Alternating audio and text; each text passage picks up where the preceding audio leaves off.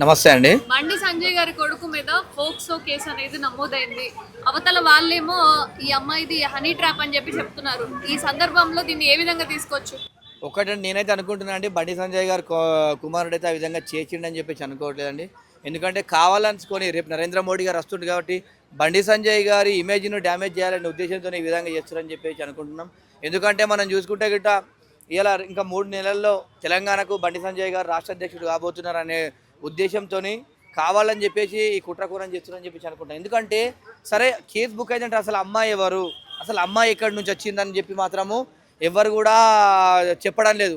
వట్టిగానే ఒక కేంద్ర మంత్రి కొడుకు పైన ఆ విధంగా ఆరోపణలు చేయడం కరెక్ట్ కాదు. ఏదైనా ఉంటే గిట్ట పోలీసు వాళ్ళు నిజ నిజాలు తెలిపిన తర్వాత అప్పుడు సరే చేసినంటే నమ్మచ్చు, కానీ వట్టిగానే ఆరోపణలు చేసి ఒక పెద్ద లీడర్ల ఫ్యామిలీ కుటుంబాలను ఇబ్బంది పెట్టే కార్యక్రమాలు చేసేది కరెక్ట్ కాదని చెప్పి అనుకుంటున్నా. అంటే ఆ అమ్మాయి తల్లిదండ్రులకి 50,000 రూపాయలు కూడా ఇచ్చారని చెప్పేసి న్యూస్ అయితే వస్తుంది. మరి ఏ తప్పు చేయలేనిది డబ్బులు ఎందుకు ఇస్తారు అని కూడా ఆ కోణంలో కూడా ఆలోచిస్తారు. ఒక్కటి గుర్తుపెట్టుకుని ఇచ్చినట్టు ప్రూవ్ లేదు కదండి, ప్రూవ్ చేయలేదు కదా. అసలు అమ్మాయి ఎవరు, వాళ్ళ పేరెంట్స్ ఎవరు అని చెప్పలేదు కదా.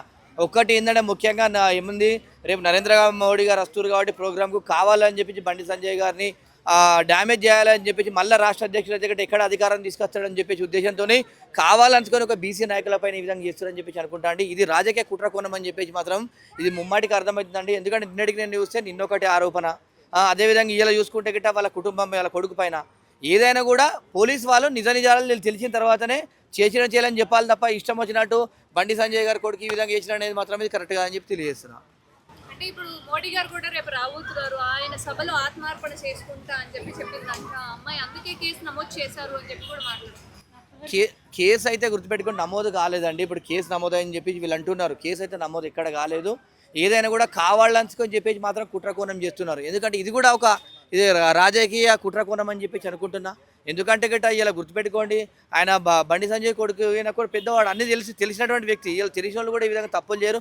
కావాలని రాజకీయ కుట్రకోణం కోసం ఇట్లా చేస్తారు. ఎందుకంటే రేపు నరేంద్ర మోడీ గారు వచ్చిన తర్వాత రాబోయే 3 నెలల్లో బండి సంజయ్ గారిని రాష్ట్ర అధ్యక్షుడు చేస్తారు అనేది ఒకటి మనసులో పెట్టుకొని బీసీ నాయకులు ఏడు ఎదగొద్దని చెప్పేసి కావాలని చెప్పేసి. ఎందుకంటే ఇలా చూసుకుంటే గట్ట బీసీ నాయకులలో ట్రెండింగ్ ఉన్నటువంటి లీడర్ బండి సంజయ్ గారు, ఆయన డ్యామేజ్ చేయాలని ఇవన్నీ కుట్రపూరిత చేస్తారు కాబట్టి తప్ప ఇందులో ఏం లేదు. ఇది హనీ ట్రాప్ అని చెప్పేసి నిజంగా మనం అనుకోవాలని చెప్పి తెలియజేస్తున్నాం.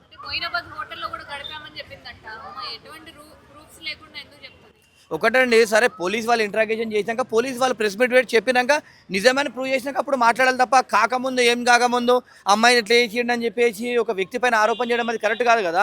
సరే పోలీసు వాళ్ళు మొత్తం ఇంట్రాగేషన్ చేసి నిజంగా చేసినప్పుడు అప్పుడు తర్వాత సెకండరీ విషయం.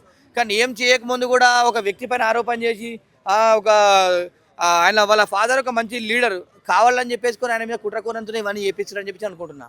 మోడీ గారు రేపు వస్తున్నారు, ఇక్కడ ఏమన్నా పెద్దగా అందరూ ఎమ్మెల్యేలతో ప్రభుత్వం ఫామ్ చేసే ఛాన్స్ ఏమైనా ఉందా? ప్రభుత్వం ఏం ఫామ్ చేయాలని నేను గెలిచినటువంటి 8 మంది ఎమ్మెల్యేలు. కాకపోతే ఫ్యూచర్లో రాబోయే రోజులలో అంత పెద్ద బెంగాల్ రాష్ట్రాన్ని మనం సాధించుకున్నాము.